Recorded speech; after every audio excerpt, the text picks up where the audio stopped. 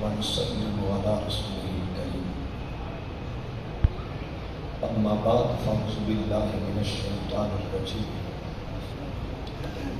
بسم الله الرحمن الرحيم. سبحان اللہ. وقال رجل مؤمن من آل فرعون يكتم إيمانه أتقتلون رجلا أن يقول ربي الله. قال الله تعالى في مكان آخر يا أيها الذين آمنوا هل أدلكم على تجارة تنجيكم من عذاب أليم تؤمنون بالله ورسوله وتجاهدون في سبيل الله بأموالكم وأنفسكم ذلكم خير لكم إن كنتم تعلمون. صدق الله مولانا سبحان اللہ. إن الله وملائكته يصلون على النبي يا أيها الذين آمنوا صلوا عليه وسلموا تسليما. السلام علیکم یا سیدی یا رسول اللہ وعلی آلک واصحابک یا حبیب اللہ. الصلاۃ والسلام علیک یا نبی اللہ وعلی آلک واصحابک.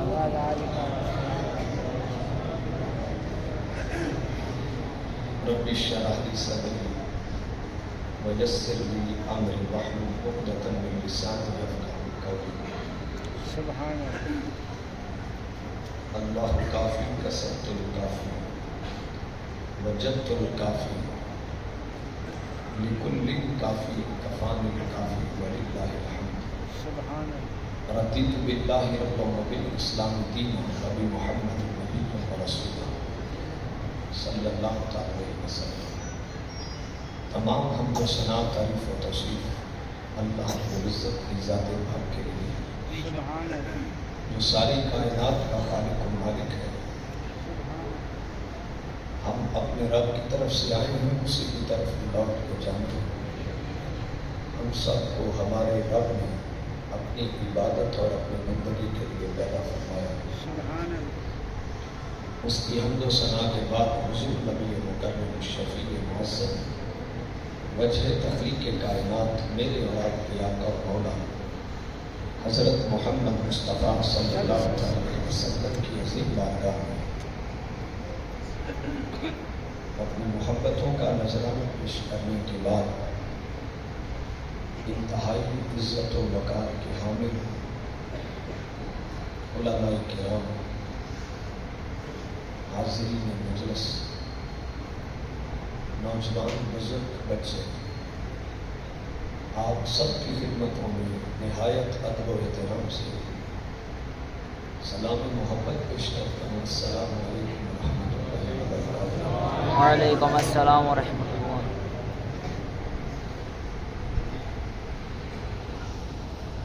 اللہ رب العزت کا لاکھ شکر ہے جس کی خاص توفیق سے مجھے اور آپ کو اللہ کے گھر میں حاضر ہونے کا شرف نصیب ہو رہا ہے. اللہ تبارک و تعالیٰ میرا اور آپ کا یہاں حاضر ہونا اپنی بارگاہ میں قبول فرمائے. اور جتنے معزز علماء کرام جہاں جلوہ فراز ہیں, اللہ تبارک و تعالیٰ ان کا سایہ اور ان کا فیض عالم اسلام کے لیے عام فرمائے. حالات حاضرہ کے متعلق مجھے کہا گیا میں اس پر ضرور گفتگو کرنا چاہوں. اور یہ اللہ کا شکر ہے کہ میں ہر وقت ہر موضوع کے لیے تیار رہتا ہوں. سبحان اللہ.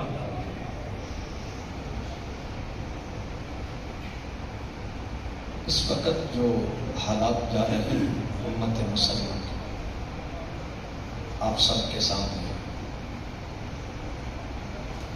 میلاد کی تقریریں بہت ہو چکی ہیں.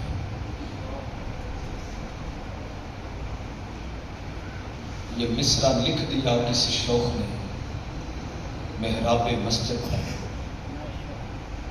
علامہ اقبال کہتے ہیں یہ مصرع لکھ دیا کسی شوخ نے محراب مسجد پر، یہ نادم گر گئے سجدوں میں جب وقت قیام آیا۔ سبحان اللہ۔ کہ جب اٹھنے کا وقت تھا تب سجدوں میں گر گئے۔ سبحان اللہ۔ ہمیں اٹھنا ہے،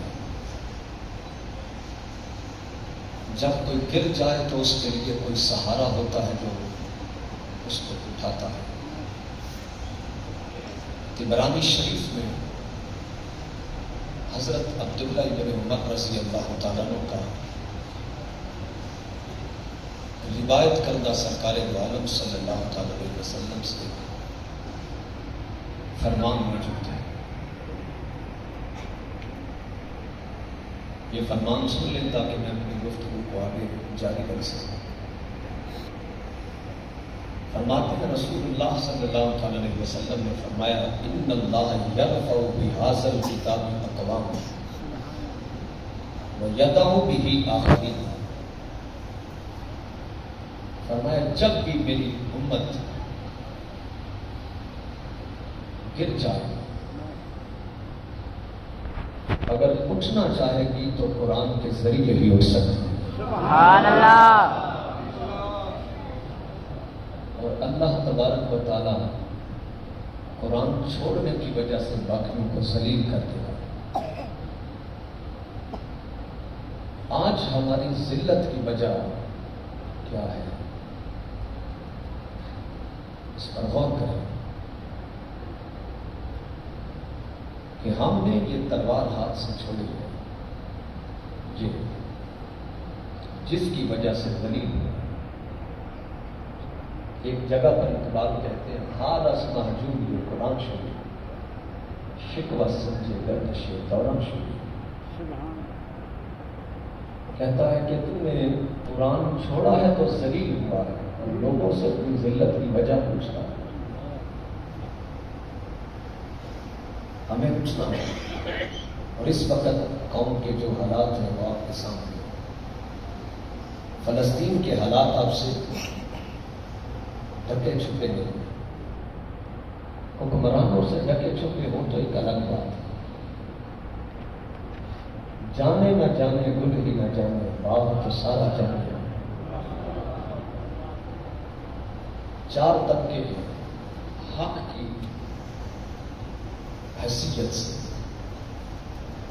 کچھ وہ ہیں کہ جنہیں علم نہیں کہ حق کس کو کہتا ہے، وہ بے وقوفوں کا طبقہ ہے، احمقوں کا ہے، انہیں علم ہی نہیں کہ حق کیا ہوتا ہے۔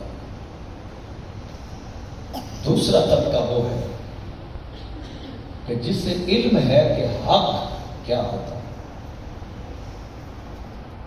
لیکن بزدل اتنے ہیں کہ حق چاہ کر بھی نہیں کہہ سکتے، مجبوریاں لے گئے۔ ممبر و محراب پر حق کی آواز بلند ہونا بند ہو گئی۔ انتظامیہ والوں کو ایسی عادت پڑ گئی کہ اگر کوئی حق کی بات کرنے لگے تو اس کو روک دیتے۔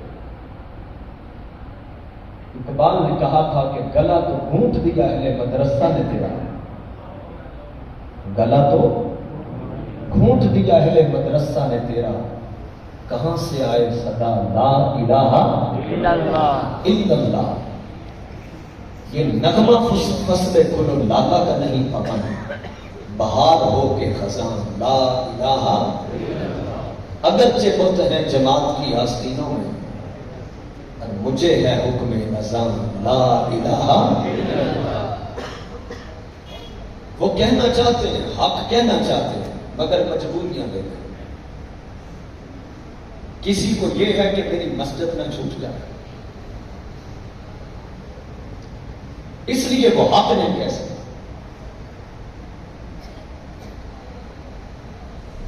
جن کی نظر جیب تک ہے ان پیروں کو خطرہ ہے کہ اگر حق کہا تو نظرانے ختم ہو گئے۔ میں حق پرستوں کی بات نہیں کر رہا، انہیں یہ ڈر ہے کہ کہیں مرید نہ ختم ہو جائے، نظرانے نہ بند ہو جائے۔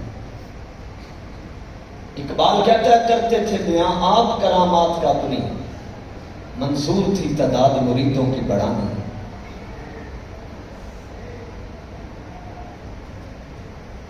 ایک جگہ کہتے ہیں کعبہ آباد است از اسنام ماں خندزن کفر است بر اسلام ماں.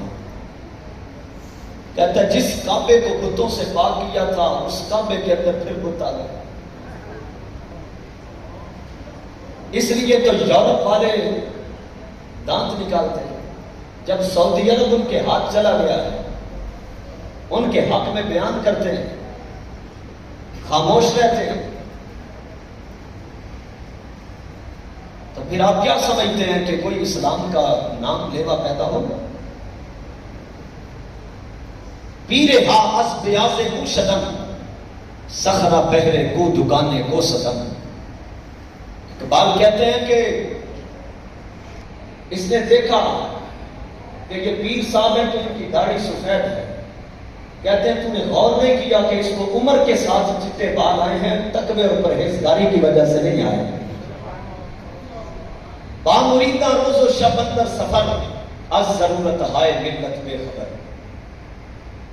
کہتے ہیں صبح و شام مریدوں کے گھر میں جاتے ہیں, نذرانے بٹورتے ہیں, ان سے لنگر کھاتے ہیں, اور ان کی آنکھ نابینا ہو چکی ہے کہ وہ ملت کی ضرورت کو بھی دیکھ سکے.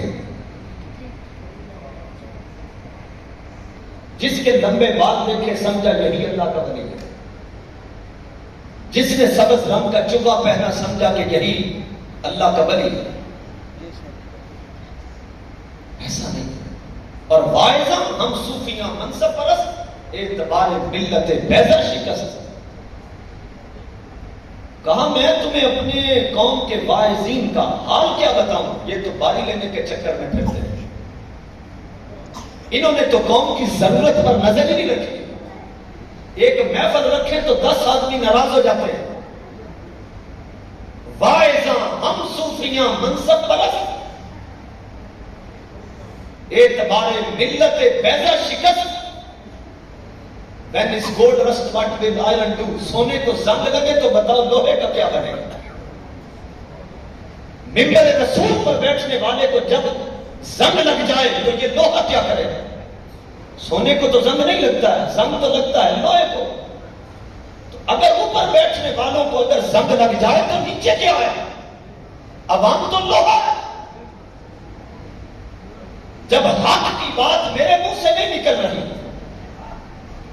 جب بات کرتے ہوئے اپنے چندے لینے کے لیے تو آواز بند نہیں ہوئی تھی. اپنا دفاع کرنے کے لیے تو آواز بند نہیں ہوئی تھی. لیکن جب امت مسلمان کی باری آئی, فلسطین پر میں نے بات کر دی, جہاد پر بات کی, تو انتظامیہ مجھے کیا کہے؟ انتظامیہ نے کیا کہنا؟ ہماری مساجد کی اکثریت انتظامیہ شریعت کے مطابق ہے. جو جس مرضی بدماش کو جو مرضی اکثریت اور میجارٹی, جو چودھری جو نہ کبھی نماز پڑھی اس کے پاس پیسہ ہے تو اس کو اوپر بٹھا دو. قرآن کیا کہتا ہے؟ ان اولیاءہ الا المتقون. مسجدوں کی انتظامیہ متقی اور پرہیزگاروں کی ہوتی ہے. جب تقویٰ جاتا رہا انتظامیہ کیسے ہے؟ حتیٰ کہ میں جہاں جاتا ہوں, ہم نے اپنے علاقے میں سیاسی لوگوں سے ممبر صاف کر دیے, اسٹیج صاف کیے ہیں, تو سارے مولوی دلیر ہو گئے.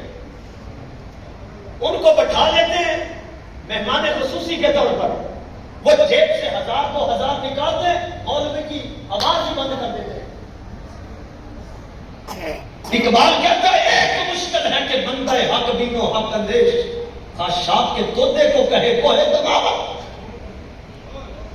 جو آزاد آدمی ہوتا ہے اس کے لیے یہ مشکل ہوتا ہے کہ وہ خاک کے ڈھیر کو وہ پہاڑ نہیں کہتا.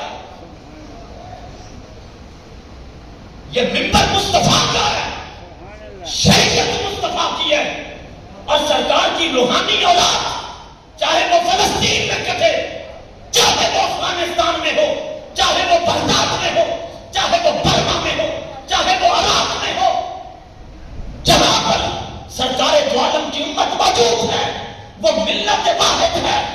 جو ملت واحد تھی وہ ملت منتشر ہو چکی ہے. افسوس کی بات یہ ہے کہ کفر کی حمایت میں اٹھ کے کھڑا ہو گیا. امریکہ نے حمایت کی کہ اسرائیل کی طرف کوئی آنکھ اٹھا کر نہ دیکھے. تو قرآن نے تو یہ پہلے ہی کہہ دیا تھا الخبیثات للخبیثین کہ خبیثوں کے لیے خبیث ہے. لیکن افسوس یہ ہے کہ مسلمانوں کے لیے نہ اٹھ سکے. خوف یہ ہے کہ اگر ان کے حق میں بیان دیا تو کہیں ہمارا قرضہ نہ بند ہو جائے, IMF ہمارے قرضے نہ بند کر دے, انٹرنیشنل سطح پر پابندیاں نہ لگ جائیں. بتوں سے تجھ کو امید ہے, خدا سے نہ امید ہے. بتوں سے اللہ اکبر یا رسول اللہ یا علی. بتوں سے تجھ کو امیدیں, خدا سے نہ امیدی. مجھے بتا تو صحیح اور کافری کیا ہے. ایک طبقہ وہ ہے کہ جسے معلوم ہی نہیں کہ حق کیا ہوتا ہے. دوسرا طبقہ وہ ہے جسے معلوم ہے مگر بزدل ہے, حق کہہ ہی نہیں سکتے. تیسرا طبقہ وہ ہے جسے معلوم ہے کہ حق کیا ہے لیکن حق کی مخالفت کرتا ہے. اور چوتھا طبقہ کون سا کہ جسے علم ہے کہ حق کیا ہوتا ہے پھر اس حق کے لیے اپنی جان دینے سے بھی نہیں ڈرتا. آج اس طبقے کی ضرورت ہے. اور یہ طبقہ کہاں سے پیدا ہوا؟ کیا مدرسوں میں یہ تربیت ہو رہی ہے؟ کتنے درس نظامی کرنے والوں کا ذہن بنا دیا گیا. میں خود مدرسے سے نکل کے آیا ہوں, پھر میں یونیورسٹی گیا ہوں. خدا کی قسم نہ مدارس میں زندگی باقی رہی نہ کالج اور یونیورسٹیوں میں زندگی باقی رہی. مدارس میں پھر بھی کچھ زندگی باقی ہوگی لیکن وہاں پر بھی فضائل پر مشتمل حدیثیں یاد کروا دی گئی. ان کو جوان مرد بننے کا سبق ہی نہ سکھایا گیا. اٹھا میں مدرسہ و خانقاہ سے ہم نہ محبت نہ زندگی نہ معرفت نہ نکاح. جو درس نظامی کرتا ہے اس کا ذہن بنا دیا گیا کہ میری دستار فضیلت ہوتی ہے, یہاں سے اٹھ کر میں نے مسجد جانا. وہ مسجد آتا ہے 18-20 ہزار پر ساری زندگی گزار دیتا. اور وہ یہ غنیمت سمجھتا کہ لوگ مجھ سے محبت کرتے ہیں. کسی کا ختم آیا تو کسی نے جیب میں پیسے ڈال دیے, کسی کا جنازہ آیا تو اس نے پیسے جیب میں ڈال دیے اور سمجھتا کہ میں دین کی خدمت کر رہا ہوں. پھر وہیں پر ساری زندگی خدمت کرتے ہوئے جان نکلی اور مسجد سے ہی جنازے نکل گئے. مجاہد کہاں گئے؟ صلاح الدین ایوبی غوث اعظم کے مدرسے میں پڑھنے والا جوان تھا. یہ لوگ اب کہاں پیدا ہو رہے ہیں؟ آئیے میں آپ کو قرآن مجید کی طرف لے کر چل رہا ہوں. آواز تھوڑی سی, آج جمعہ بھی پڑھایا, پھر مغرب کے بعد بھی پہاڑی پر میں اور اب یہاں پر بھی, تو صحت میں بھی آپ کے سامنے ہی ہے. اچھا, یا ایھا الذین آمنوا, اے ایمان والو, هل ادلکم علی تجارہ, فرمایا ایمان والو تمہیں ایسی تجارت نہ بتائیں کہ تنجیکم من عذاب علیم, کہ جو تمہیں دردناک عذاب سے بچا لے. دردناک عذاب سے بچا لے. وہ کون سا ہے؟ تؤمنون باللہ ورسولہ, فرمایا کہ تم ایمان لاؤ اللہ پر اور اس کے رسول پر. وَتُجَاهِدُونَ فِي سَبِيلِ اللَّهِ بِأَمْوَالِكُمْ وَأَنفُسِكُمْ, اور تم اللہ کے راستے میں اپنے مال اور اپنی جانوں کے ذریعے جہاد کرو. یہ مشکل ہے. میلاد کا لنگر کھانا آسان ہے لیکن تلوار پکڑنا یہ مشکل ہے. فرمایا تجارت کیا ہے کہ اللہ پر ایمان لاؤ، اس کے رسول پر ایمان لاؤ، اور اللہ کے راستے میں جہاد فی سبیل اللہ کرنا، اپنے مال کے ذریعے، اپنی جانوں کے ذریعے۔ ذالکم خیر لکم ان کنتم تعلمون، اگر تم جان لو تو یہ کام تمہارے لیے بہت بہتر ہے، یعنی یہ تجارت تمہارے لیے۔ پھر کیا ہوگا؟ یغفر لکم ذنوبکم ویدخلکم، اللہ تمہارے گناہوں کو معاف کر دے گا، سبحان اللہ، وَيُدْخِلْكُمْ جَنَّاتٍ تَجْرِي مِن تَحْتِهَا الْأَنْهَارُ، تو وہ تمہیں ایسی جنتوں میں داخل کرے گا جن کے نیچے نہریں جاری ہیں، وَمَسَاكِنَ طَيِّبَةً فِي جَنَّاتِ عَدْنٍ، اور وہ تمہیں ایسے پاکیزہ مکان دے گا جنت عدن میں جہاں ہمیشہ رہنا، ذَلِكَ الْفَوْزُ الْعَظِيمُ، اور یہ بہت بڑی کامیابی۔ سبحان اللہ۔ اب ہو سکتا ہے یہ جو میں آیتیں ابھی ساری پڑھنے لگا ہوں، ہو سکتا اس پر تو نہیں نا کوئی بھی نعرے مارتا۔ ابھی میں میلاد پہ کرتا، مجھے اصل میں میرے طبیعت یہ تھی، میں نے میلاد پر ہی گفتگو کرنی تھی۔ ادھر حاجی عبد الرزاق صاحب کے گھر میں بیٹھ کے کھانا کھا رہے تھے تو قاری صاحب بھی بیٹھے ہوئے، تو یہ کہنے لگے میلادی تو بڑے بن گئے ہیں مگر جہادی نہیں بنے، تو کوئی عالم جہاد پر تقریر نہیں کرتا۔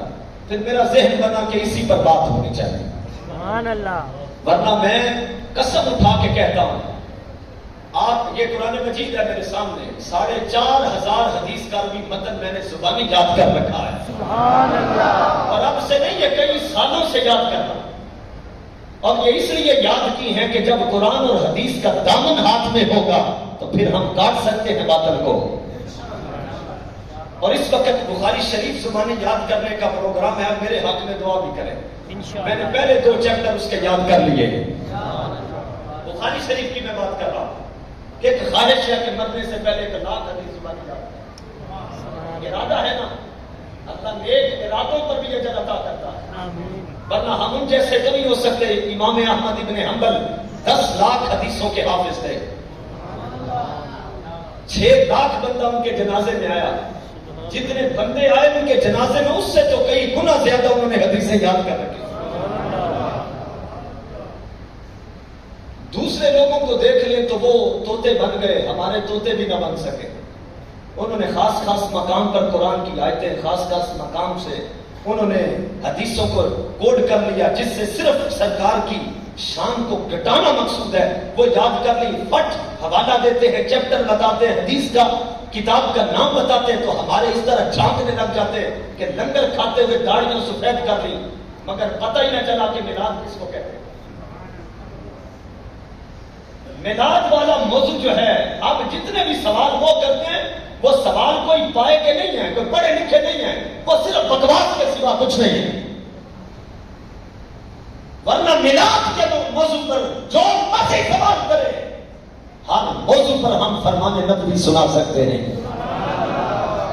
لیکن آج موضوع صرف جہاد کا ہے۔ کس کا ہے؟ جہاد کا۔ آپ نے یہ پڑھ لیا کہ اللہ ایمان والوں کو مخاطب کر کے کہتا ہے کہ تمہیں ایک تجارت بتاتے ہیں، اگر اللہ سے یہ تجارت کر لو تو اللہ رب العزت تمہیں دردناک عذاب سے بچا لے گا۔ یہ تجارت کرنے والے تھوڑے ہیں، مسجد کے اندر نماز پڑھنے والے تو مل جائیں گے مگر جہاد کرنے والے نہیں ملیں گے۔ اور فرمایا کہ تجارت یہ ہے کہ تم اللہ پر ایمان لاؤ، اس کے رسول پر ایمان لاؤ، اور اللہ کے راستے میں جہاد کرنا ہے تم نے، اپنے مال کے ذریعے اور اپنی جان کے ذریعے۔ پھر فرمایا ذالکم خیر لکم ان کنتم تعلمون، اگر تمہیں علم ہو تو یہ تجارت بڑے کام کی ہے، تمہارے گناہ بھی ہم مٹا دیں گے، تمہیں جنتیں بھی دے دیں گے، نیچے نہریں بھی روا ہوں گی، ایسے پاکیزہ مکان دیے جائیں گے جہاں ہمیشہ رہنا ہے۔ ذالک الفوز العظیم، اور یہ بہت بڑی کامیابی ہے۔ یہ کس نے کہا؟ قرآن نے دوسرے مقام پہ فرمایا کل ان کان آباؤکم وابناؤکم واخوانکم وازواجکم وعشیرتکم واموال اقترفتموها وتجارة تخشون كسادها ومساكن ترضونها أحب إليكم من الله ورسوله وجهاد في سبيله فتربصوا حتى يأتي الله بأمره والله لا يهدي القوم الفاسقين۔ اے میرے پیغمبر پیغمبر ان کو فرما دو کہ اگر تمہارے باپ دادا وَأَبْنَاؤُكُمْ تمہارے بیٹے، ساتھ بیٹیاں بھی ضمناً شامل ہیں، وَإِخْوَانُكُمْ تمہارے بھائی ساتھ بہنیں بھی شامل ہیں، وَأَزْوَاجُكُمْ تمہاری بیویاں، وَعَشِيرَتُكُمْ اور تمہارا سارا خاندان اور کنبہ قبیلہ، وَأَمْوَالٌ اقْتَرَفْتُمُوهَا وہ مال جو تم نے اپنے ہاتھوں سے کمایا ہے، جو مال ویسے کسی ذریعے سے ہاتھ آئے اس کا معاملہ اور ہے، یہ وہ مال ہے وَأَمْوَالٌ اقْتَرَفْتُمُوهَا وہ مال جو تم نے اپنے ہاتھوں سے کمایا ہے، وَتِجَارَةٌ تَخْشَوْنَ كَسَادَهَا وہ تجارت جس کے نقصان کا تمہیں دھڑکا لگا رہتا ہے کہ اتنی مشکل سے کاروبار کو سیٹ کیا اور اگر یہ کہیں خراب نہ ہو جائے یا کوئی اس کو لوٹ کر نہ لے جائے، فرمایا وہ تجارت جس کے نقصان کا تمہیں خدشہ رہتا ہے، وَمَسَاكِنُ تَرْضَوْنَهَا اور وہ مکان کہ جن کو تم دیکھ کے آسودہ حال ہوتے ہو، أَحَبَّ إِلَيْكُم مِّنَ اللَّهِ وَرَسُولِهِ اگر تمہیں زیادہ عزیز ہوں اللہ سے، اس کے رسول سے، وَجِهَادٍ فِي سَبِيلِهِ اور اللہ کے راستے میں جہاد کرنے سے، تو فَتَرَبَّصُوا حَتَّىٰ يَأْتِيَ اللَّهُ بِأَمْرِهِ پھر انتظار کرو کہ اللہ اپنا کوئی امر لے آئے۔ وَاللَّهُ لَا يَهْدِي الْقَوْمَ الْفَاسِقِينَ اور اللہ فاسقوں کو ہدایت نہیں دیتا۔ جہاد ایک وقت آیا تھا کہ جہاد کے متعلق یہ جملہ کبھی سوچیں کہ اسلام تلوار سے نہیں اخلاق سے پھیلا ہے۔ یہ جملہ بڑا اٹریکٹیو ہے، پرکشش ہے، لیکن یہ ان کے لیے جو جدید اور لبرل طبقہ ہے اس بے وقوف کو علم ہی نہیں کہ یہ جملہ کس نے کہا تھا۔ کوئی اس کی تاریخ بتا سکتا کہ کتنی باریکی کے ساتھ اخلاق کے پیچھے چھپ کر تلوار یعنی جہاد کی نفی کی گئی کہ اسلام اخلاق سے پھیلا ہے، تلوار سے نہیں پھیلا۔ ایسے بدھوں کو ہم بتانا چاہتے ہیں کہ جس نبی کو رب نے یہ کہا وَإِنَّكَ لَعَلَىٰ خُلُقٍ عَظِيمٍ کہ پیغمبر تو خلق عظیم کے اوپر فائز کر کے بیچا گیا، اسی پیغمبر نے ہاتھ میں تلوار پکڑ کر بدر کی جنگ بھی لڑی ہے۔ سبحان اللہ، اللہ اکبر، یا رسول اللہ، یا رسول اللہ، زندہ باد، زندہ باد۔ کافروں کو خطرہ ہماری نماز سے نہیں، وائٹ ہاؤس کے اندر جب بارک اوباما کی حکومت تھی اس وقت وائٹ ہاؤس کے اندر مسلمانوں کے روزے افطار کروائے گئے، اس کو ہمارے روزوں سے مسئلہ نہیں، ہمارے حق سے مسئلہ نہیں، ہمارے طواف سے مسئلہ نہیں، ان کو ہمارے صدقہ و خیرات سے مسئلہ نہیں۔ یورپ کو اور کفر کو اگر خطرہ ہے تو نظام محمد سے خطرہ ہے۔ وہ کہتا ہے نظام محمد کا سریرا طلوع نہ ہو۔ اگر مسلمانوں نے نظام محمد کو نافذ کر دیا اس دن سے پھر امریکہ سپر پاور نہیں رہے گا۔ سپر پاور امریکہ نہیں، سپر پاور تو اللہ کی ذات ہے۔ تو جب رب پر بھروسے نہ رہے تو وہی لوگ کہتے ہیں امریکہ سپر پاور۔ کس نے کہا ہے امریکہ سپر پاور ہے؟ امریکہ سپر پاور وہ کہتا ہے جو اندر سے مرا ہوا ہے۔ وہ شہین جو بلا ہو کلکشوں میں وہ کیا جانتا ہے راہ و رسم شہبازی؟ ایسا شہید جو گدڑوں کے اندر بیٹھ کر جس نے کلکشوں میں زندگی گزاری ہو اس کو کیا پتا ہے شہباز کے مقام کیا ہوتے ہیں؟ اسے کیا خبر ہے کہ صلاح الدین ایوبی کون ہے؟ اسے کیا خبر کہ نور الدین زنگی کون ہے؟ اسے کیا خبر کہ سلطان علام الدین خلجی کون تھا؟ اسے کیا خبر ہے محمد بن قاسم کون ہے؟ اسے کیا خبر ہے غازی علم الدین شہید کون ہے؟ اسے کیا خبر کہ ممتاز حسین قادری کون ہے جو کلکشوں میں پڑا ہے؟ اس کو کیا خبر کہ ریاست دار قادری کون ہے؟ اس کو کیا خبر کہ کنز العلماء کنز العلماء ڈاکٹر محمد اشرف حسن جلالی کس مجاہد کا نام ہے؟ اسے کیا خبر کہ خادم حسین رضوی کس کا نام ہے؟ انہیں کیا خبر؟ وہ تو ٹی ویوں پہ بیٹھ کے بکواس کرتے رہے۔ اچھا جنگ چھیڑ دیں اور کیا کرنا؟ انگلش پڑھی جاتی اقوام متحدہ میں تقریر کر لیتے. قربان جائیں خادم حسین رضوی کے جملے پر. اور کہا اور پٹا تے گھنٹا رگڑن والے کبھی بیت المقدس سے آزاد نہیں نہ کرا سکتے. سبحان اللہ. ہو سکتا ہے اس جملے سے تکلیف آپ کو ہو, تو جس کو اس جملے سے تکلیف ہو ان کو فلسطین کا درد محسوس نہ ہو تو مر جانا چاہیے. یہ ابھی ہمارے سر پر نہیں نہ مصیبت آئی تو اس لیے ہمیں علم بھی نہیں. کھڑکیوں کے پیچھے بیٹھ کے سردی دیکھنے والے کو کیا خبر ہے موٹر سائیکل پہ سفر کرنے والے کو کتنی ٹھنڈ لگتی ہے, اسے کیا خبر ہے.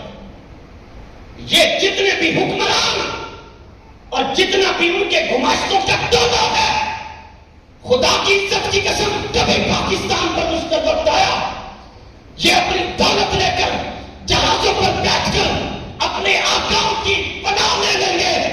جب بھی تمہیں اسلام کی عظمت پر, حضور کی عزت پر, حضور کی ختم نبوت پر, جب بھی قرآن کی عظمت پر, اس امت کی عظمت پر, اس امت کی حفاظت پر جب بھی تمہیں پہرا دیتے نظر آئیں گے, سرکار کے منبر و محراب کے وارث یہ پگڑیاں اور داڑھیوں والے ہی حفاظت کرتے دکھائی دے رہے ہیں.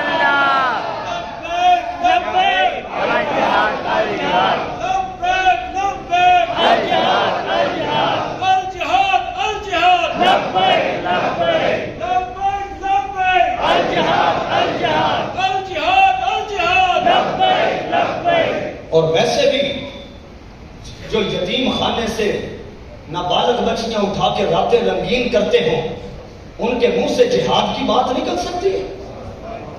صلاح الدین ایوبی جب صلیبی جنگ لڑ رہا تھا تو اس وقت اس کے چچا کا بیٹا سامنے کھڑا کر دیا. یہ باطل کی ہمیشہ سازش ہوتی ہے. یہاں بڑے لوگ بستر اٹھا کے جب آتے ہیں آ کے پہلے کسی چودھری سے مل لیتے ہیں تاکہ وہ مسجد کے امام کو تنگ کرنے کے لیے چودھری کی پناہ لے, اس کے پیچھے لگے. یہی حال ان کا تھا صلیبیوں کا. انہوں نے صلاح الدین ایوبی کے چچا کے بیٹے کو اپنے ساتھ ملا لیا لالچ دے کر, اور وہ کھڑا ہو گیا. تو جب آمنا سامنا ہوا تو اس نے للکارا صلاح الدین ایوبی کو, کہنے لگا جو خون تیری رگوں میں گردش کرتا ہے نا وہ میری رگوں میں بھی ہے. دادا تو ایک ہے نا ہمارا. اگر تم نے صلیبیوں کی طرف دیکھا تو میں تیرے ساتھ ٹکر ضرور لوں گا. پھر غیرت مند تھا صلاح الدین ایوبی, وہ کہنے لگا اپنے حال پر غور کر, خاندان تو وہی ہے, خون بھی تیری رگوں میں وہی ہے, لیکن یاد رکھ تجھ سے بڑا ہمارے خاندان میں زانی کوئی نہیں. زانیوں کے ہاتھ میں کبھی تلواریں اچھی نہیں لگتی ہیں. پھر شکست دی سے کاٹ کے رکھ دیا. یہ جتنے بھی اس وقت حکمران ہیں یہ نام کے حکمران اور ہمارے حکمران ہیں. یورپ کے تو یہ جوتے بھی صاف کرنے کے قابل نہیں ہیں. ان کی کبھی بیرون ملک جانے کی ویڈیو, ان کی کبھی فوٹو دیکھیں, یقین کریں گلی کوچوں میں مانگنے والے دولت شاہ کے چوہے بھی ایسے کھڑے نہیں ہوتے جیسے یہ منہ بنا کے کھڑے ہوتے ہیں. ان کی عزت یورپ کے سامنے اتنی بھی کوئی نہیں جتنی دولت شاہ کے چوہوں کی ہے. یہ ہم پر حکمرانی کرتے ہیں. خدا کی قسم جو بندر کی طرح چھوٹی چھوٹی آنکھ لے کر ہم پر حکمرانی کر رہے ہیں, ان کی آنکھ میں وہ غرور نہیں, ان کی آنکھ میں وہ جلال نہیں. آپ نے کبھی خادم رضوی کی بھی آنکھ دیکھی ہوگی, شیر کی طرح اتنی کھلی اور کشادہ آنکھ ہے. شیر جب جھاڑیوں میں کھڑا ہو کر اپنے شکار کو دیکھے اس کا پتا سار کے رکھ دیتا ہے. اگر کبھی اللہ موقع دیتا خادم رضوی کو کبھی حکومت ملتی تو ہالینڈ کے کتوں کی کیا ضرورت تھی حضور کی طرف آنکھ بھی میں نہیں کر کے دیتا. یہ چھوٹی آنکھیں ہیں, ان کے جگرے بڑے تھے. سارے جہان برباد ہو جائیں ہمیں تو اپنے آقا کی عزت و نموز سے غرض ہے. سبحان اللہ. یہ دیکھیے یہ 5واں سپارہ ہے قرآن مجید. فرمایا بشر المنافقین بان لهم عذابا الیما. فرمایا منافقوں کو یہ خوشخبری سنا دو. یہ محاورتاً کہا گیا ہے, حالانکہ عذاب علیم خوشخبری تو نہیں ہے. وبشر المنافقین بان لهم عذابا الیما. فرمایا منافقوں کو بشارت دے دو. کس کی؟ دردناک عذاب. پھر آگے وضاحت کی کہ منافق کون ہے. فرمایا الذین یتخذون الکافرین اولیاء من دون المؤمنین. فرمایا منافق کی سب سے بڑی پہچان یہ ہے کہ مسلمانوں کو چھوڑتا ہے اور کافروں کو دوست بناتا ہے. کن کو دوست بناتا ہے؟ کن کو بناتا ہے؟ کافروں کو. کیا امریکہ والے کافر نہیں ہے؟ کیا یہودی کافر نہیں ہے؟ کیا یہ ساری دنیا کے عیسائی اور ساری دنیا کے جتنے بھی یہودی ہیں کیا یہ ہمارے دوست ہو سکتے ہیں؟ جس نے خرجت پیدا کی اس نے خود فرمایا یا ایھا الذین آمنوا لا تتخذوا اليہود والنصارى اولیاء بعضهم اولیاء بعض ومن یتولهم منکم فانہ منہم. فرمایا ایمان والو یہود اور نصارہ کو دوست مت بنانا. یہ آپس میں دوست ہیں مگر تمہارے دوست کبھی نہیں ہو سکتے. یہ مجھے پکی طرح یاد ہے سیالکوٹ میں ایک جگہ پر خطاب کر رہا تھا تو ایک بندہ آیا تو مجھے آ کر کہنے لگا آپ نے یہ جو بات کی ہے ہو سکتا ہے کوئی عیسائی اچھا بھی ہو سکتا ہے کہ کوئی یہودی بھی اچھا ہو. تو میں نے کہا پھر آپ کو چاہیے تھا رشتہ داری کرنے. تمہیں بڑی اچھائی نظر آئی. اتفاق سے وہ ایک فیکٹری میں خطاب کر رہا تھا تو میں نے 2 گلاس منگوائے. ایک تو پہلے پڑا ہوا تھا شیشے کا جو ہمارے سامنے. میں نے کہا اسٹیل کا گلاس مل جائے گا. گلاس تو نہ ملا تو جگ اٹھا کے لیا. لوہے کا جگ تھا. تو میں نے اس کو کہا یہ کس نے بنائے دونوں؟ اللہ نے کہ بندوں نے. گلاس کس نے بنائے بھائی؟ رب تو کارخانے میں آ کر کام نہیں نہ کرتا, بندے ہی کرتے ہیں نا. تو شیشے کا گلاس تھا ایسے, ادھر جگ تھا. میں نے کہا یہ بتاؤ اتنی اونچائی سے اگر میں دونوں کو چھوڑوں تو ٹوٹے گا کون؟ وہ بھی کہتا ہے شیشہ. تو میں نے کہا بھی میں نے چھوڑا بھی نہیں تو تم کہتا ہے شیشہ ٹوٹ جائے گا. اسٹیل نہیں ٹوٹے گی. جس کو تو نے بنایا تجھے پتا ہے ٹوٹنا کس نے ہے اور کس نے ٹوٹنا نہیں. تو رب نے یہودی بنائے, رب نے عیسائی بنائے, مومن بنائے. بنانے والا کہہ رہا ہے انہیں دوست نہ بنانا. اگر بنا دیا تو یہ تمہیں توڑ دیں گے, آپس میں نہیں ٹوٹیں گے.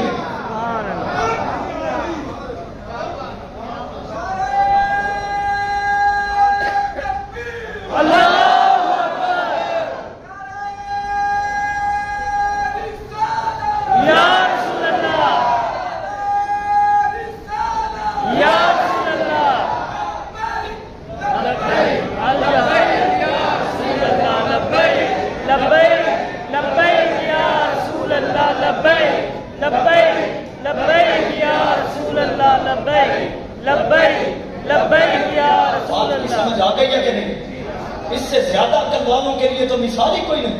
گلاس تو بنائے تو تو گرنے سے پہلے کہے یہ ٹوٹ جائے گا. تو جو رب ہے اور عالم الغیب ہے اسے نہیں پتا تھا. میں نے جس میں جو دل فٹ کیا ہے اس دل کے ارادے کیا ہے.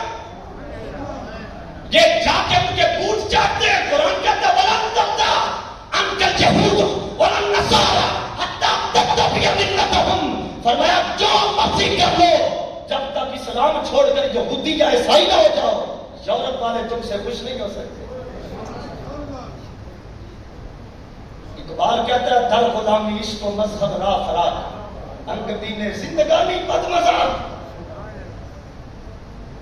اور کہتا ہے بھی ان کا غلام اور ادھر آ کر عشق کی باتیں کرتا ہے. اس کو جچتی ہے, پلاتا زہر اور نام شہد رکھتا.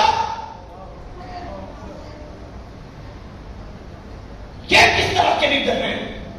یا تو عیسائی ہو جاؤ یا یہودی, پھر خوش ہوں گے, ورنہ وہ خوش نہیں ہو سکتے. وہ تم پر اعتبار کر ہی نہیں سکتے. یہ بڑے ادھر جا کر تو 4 دن ادھر سے رہ کہتے ہیں یار والے بڑے اچھے, ان کی ٹائلیں دیکھی, سڑکیں دیکھی, پتھر دیکھے, وہ کیا بات ہے. بیچوں پر جانوروں کی نقل کرتے